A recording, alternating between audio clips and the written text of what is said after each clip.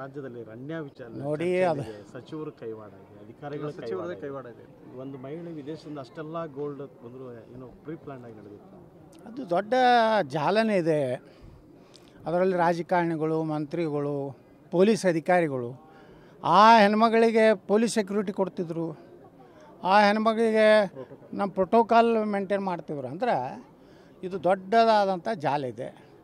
ಇದು ಈ ರಾಜ್ಯದ ನಮ್ಮ ಗೃಹ ಮಂತ್ರಿಗಳು, ಈ ರಾಜ್ಯ ಸರ್ಕಾರದಿಂದ ನ್ಯಾಯ ಸಿಗುವುದಿಲ್ಲ. ಇದು CBI ಕೊಡಬೇಕು. ಅದರಲ್ಲಿರೋ ರಾಜಕಾರಣಿಗಳಾಗಲಿ ಅಧಿಕಾರಿಗಳಾಗಲಿ ಅವರೆಲ್ಲ ಕಠಿಣ ಶಿಕ್ಷೆ ಆಗಬೇಕು. ಯಾಕಂದರೆ ಬಂಗಾರ ಕಳ್ಳ ಸಾಗಾಣಿಕೆ ಮಾಡುವಂಥದ್ದು ವಿದೇಶದಿಂದ ಬಂಗಾರ ಎಲ್ಲೆಲ್ಲಿ ಇಟ್ಕೊಂಡು ತೊಗೊಂಡು ಬಂದಾರೋ, ಎಲ್ಲೆಲ್ಲಿ ಮನುಷ್ಯನಿಗೆ ತೂತದವ ಅಲ್ಲೆಲ್ಲ ಇಟ್ಕೊಂಡು ತೊಗೊಂಡು ಬಂದಾರೆ. ಏನು ರೀ, ಅದಕ್ಕೆ ಅವೆಲ್ಲ ತೂತು ಬಂದ ಆಗಬೇಕಾದ್ರೆ ಇದು CBI ತನಿಖೆ ಕೊಡಬೇಕು. ದೇಶದ ಆದಾಯಕ್ಕೆ ಮತ್ತು ಬೆಳವಣಿಗೆ ನಿಶ್ಚಿತವಾಗಿ ನಾವು ನೋಡಿರಿ, ಫಾರಿನ್ ಎಕ್ಸ್ಚೇಂಜು, ದುಬೈ. ಸರ್, ನನ್ನ ರೆಸಿಗ್ನೇಷನ್ ಯಾಕೆ ಸರ್? ನಾನೇ ಜಾಬ್ಸ್ನ ಕ್ರಿಯೇಟ್ ಮಾಡಿ ಬಾಸ್ ಆಗಬೇಕು ಅಂತಿದ್ದೀನಿ. ಹೇಗೆ? ಬಾಸ್ ವಾಲಾ ಬಿ ದ ಬಾಸ್. ಇದಲ್ಲೇನೋ ಒಂದು ತೊಲಿಗೇನೋ ಒಂದು 10,000 ಎಷ್ಟೋ ಕಡಿಮೆ ಇದೆ ಅಂತ ಹೇಳ್ತಾರೆ, ನಮಗೂ ಗೊತ್ತಿಲ್ಲ.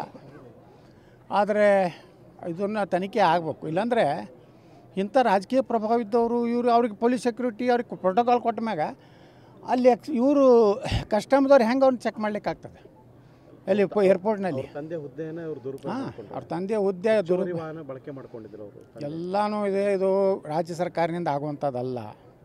ಇದು ನೇರವಾಗಿ ರಾಜ್ಯ ಸರ್ಕಾರದ ಸಚಿವರು ಇರೋದ್ರಿಂದ, ಉನ್ನತ ಪೊಲೀಸ್ ಅಧಿಕಾರಿಗಳಿರೋದ್ರಿಂದ ಇದು CBI ತನಿಖೆ ಆಗಬೇಕು. ಈಗಾಗಲೇ ED ಪ್ರವೇಶ ಮಾಡಿದೆ.